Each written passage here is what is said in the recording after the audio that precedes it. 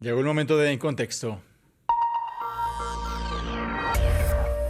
Este es nuestro espacio para analizar, para profundizar en los temas centrales de la política internacional. Doy la bienvenida a Elmaría Angulo. Bienvenida. Gracias por recibirme, Juan. Comenzamos hablando de Estados Unidos y Canadá. Es el tema de En Contexto de este viernes. Vamos a dar una mirada a esas tensiones diplomáticas entre estos dos países en Norteamérica. Así es, Juan. De hecho, el contexto en el que se produjo el retiro de la invitación que había sido enviada por parte del gobierno del presidente estadounidense Donald Trump al primer ministro canadiense Mark Carney hace poco más de 2 semanas para que hiciera parte de la Junta de Paz de Gaza.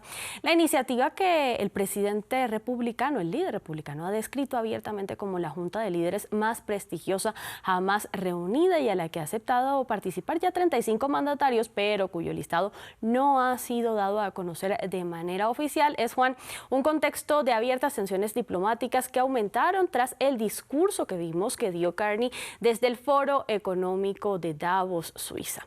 Vimos cómo el 21 de enero el líder canadiense recibió un largo aplauso, luego de abogar por una postura en la que el orden mundial, según él, está frente a una posible ruptura por las presiones económicas y también políticas ejercidas por parte de Donald Trump, y también en un escenario en el que instó a sus homólogos a plantar una posición clara ante las órdenes del magnate, que confirmó el retiro de la invitación a través de un mensaje divulgado en su red social, Truth Social.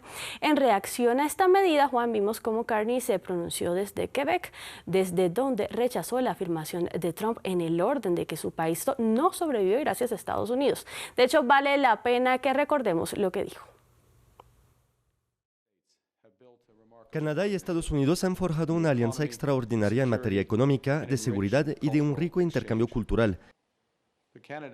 Pero Canadá no vive gracias a Estados Unidos.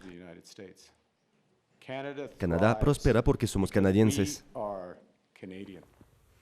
Justamente ese discurso de Carney se presenta como un giro en la postura que hasta el momento se había mostrado un poco más proclive y con más cautela respecto a Estados Unidos, y fue un giro lo que vimos en este Foro Económico de Davos. Así es, Juan. De hecho, sí fue un giro. En efecto, estamos ante lo que se muestra como una especie de fluctuación en la retórica un tanto más cautelosa que veníamos ya viendo en la postura de Carney. Esto frente al alcance de Trump y la influencia de sus decisiones en el llamado orden global, precisamente sobre el cual el primer ministro canadiense asegura que está al borde del abismo y la ruptura y que no está en medio de una transición.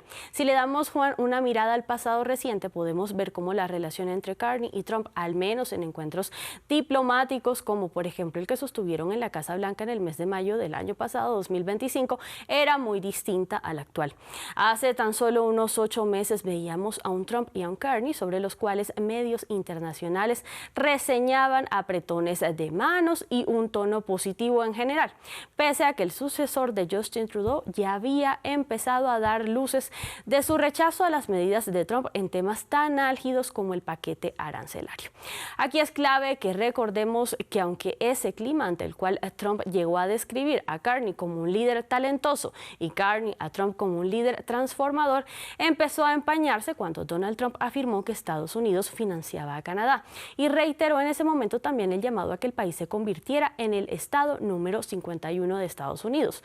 Frente a ello, Carney fue claro al decir que su nación no está en venta y que, como ya es costumbre, los movimientos de Trump nos dejaron ver que luego de la amenaza vino un cambio de tono en el que pareció retractarse de alguna forma mediante la afirmación de que para que una decisión de este tipo se llevara a cabo, que de hecho calificó jocosamente esto como un baile, se necesitan, Juan, 2 partes. Analistas interpretan ese retiro de la invitación a Carney para esta mencionada Junta de Paz como un intento de Trump, un poco por restarle margen de maniobra a aquellos que no están en línea con sus decisiones. ¿Qué nos dicen? Tocas un punto importante, Juan, y es porque a lo que apuntan algunos analistas de cara a estas fricciones entre Trump y Carney es a que podría ser entendida como una especie de movida del mandatario estadounidense mediante la cual intentaría limitar la participación de los jefes de Estado que puedan tanto cuestionar sus posturas. En este caso puntual hablamos del establecimiento de una paz duradera frontera en la Franja de Gaza, gestada a través de la Junta de Paz, a la que, como vemos, ya Carney no está invitado. Habíamos visto cómo Carney hace algunos meses también había estado bajo la mirada y el asedio público luego de responderle a un periodista que la mayor concesión que Canadá llegaría a ofrecerle a Trump sería la amistad.